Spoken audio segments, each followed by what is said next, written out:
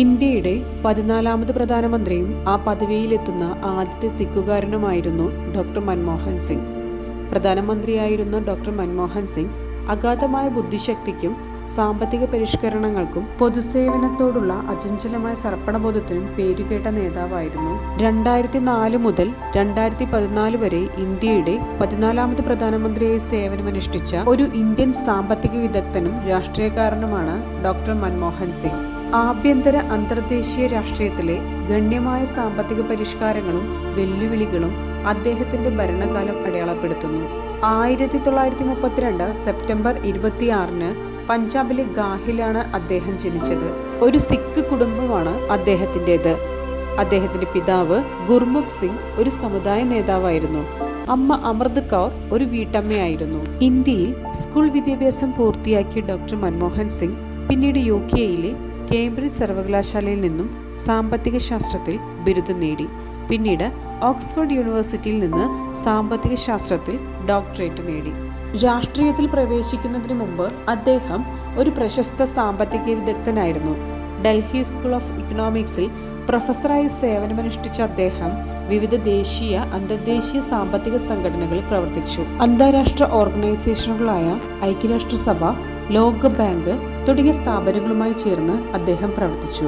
അന്താരാഷ്ട്ര സാമ്പത്തിക വികസന ശ്രമങ്ങൾക്ക് സംഭാവനകൾ നൽകി. 1980കളിൽ ഇന്ത്യയിൽ സ്വാധീനമുള്ള ഒരു സാമ്പത്തിക വിദഗ്ധനായി. ഇന്ത്യ ഗവൺമെന്റിന്റെ മുഖ്യ സാമ്പത്തിക ഉപദേഷ്ടാവും തുടർന്ന് RBI ഗവർണറുമായി പ്രവർത്തിച്ച സമയത്താണ് അദ്ദേഹത്തിന്റെ പ്രധാന സ്വാധീനം ആരംഭിച്ചത്. 1982 1985 കാലയളവിലായിരുന്നു അദ്ദേഹം RBI ഗവർണറായിരുന്നത്. സാമ്പത്തിക പരിഷ്കാരങ്ങളിൽ അദ്ദേഹത്തിന്റെ പങ്ക് വളരെ വലുതാണ്.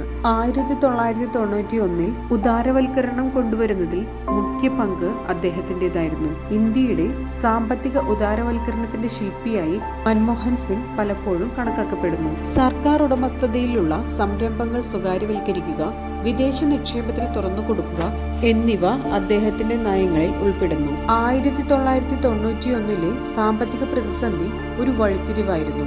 അദ്ദേഹത്തിന്റെ പരിഷ്കാരങ്ങൾ ഇന്ത്യൻ സമ്പദ് വ്യവസ്ഥയെ സുസ്ഥിരമാക്കാൻ സഹായിച്ചു. ഇത് ഉയർന്ന വളർച്ചാ നിരക്കിലേക്ക് നയിച്ചു.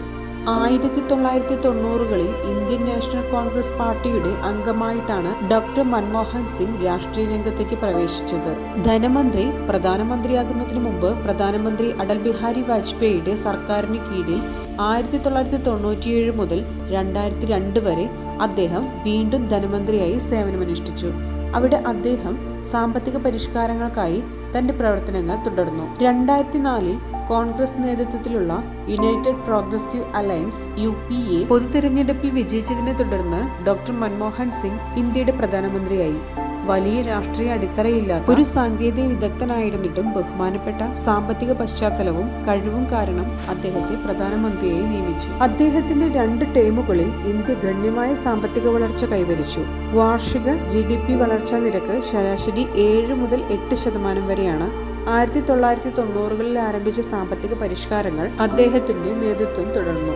ആഗോളതലത്തിൽ പ്രത്യേകിച്ച് അമേരിക്കയുമായുള്ള ഇന്ത്യയുടെ ബന്ധം ശക്തിപ്പെടുത്തുന്നതിൽ മൻമോഹൻ സിംഗ് ഒരു പ്രധാന പങ്ക് വഹിച്ചു.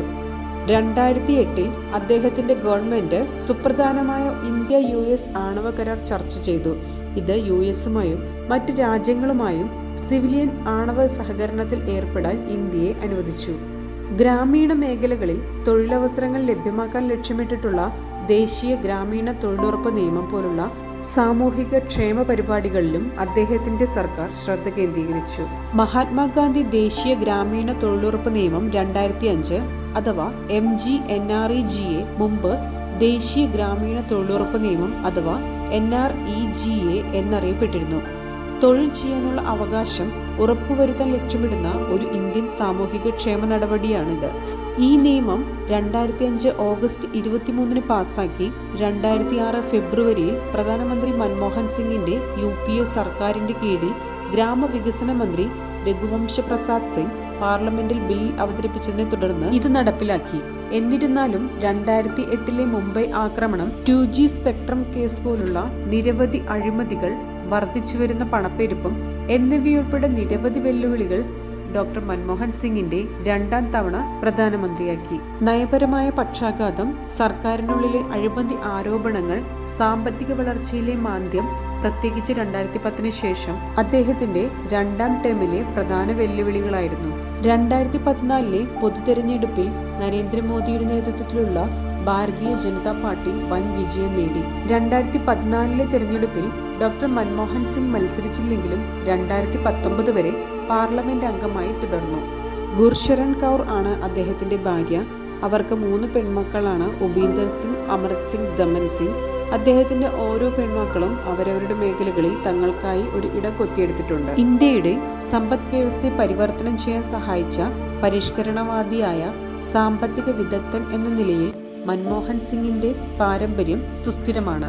പ്രധാനമന്ത്രിയായിരുന്ന കാലയളവിൽ നേട്ടങ്ങളും തിരിച്ചടികളും ഉണ്ടായിരുന്നെങ്കിലും ഇന്ത്യയുടെ സാമ്പത്തിക ചരിത്രത്തിൽ, പ്രത്യേകിച്ച് 1991 പരിഷ്കരണങ്ങളിലും ഉദാരവൽക്കരണത്തിലും അദ്ദേഹത്തിന്റെ പങ്ക് വളരെ വലുതാണ്. വാർദ്ധക്യ സഹജമായ അസുഖങ്ങളെ തുടർന്ന് ന്യൂഡൽഹിയിലെ all India institute of medical സയൻസിൽ ചികിത്സയിലായിരുന്നു അദ്ദേഹം. എയിംസ് അത്യാഹിത വിഭാഗത്തിലെത്തിച്ച അദ്ദേഹത്തെ പുനരുജ്ജീവിപ്പിക്കാൻ നടത്തിയ ശ്രമങ്ങൾ വിശദമാക്കിയൊരു പ്രസ്താവന പുറത്തിറക്കി.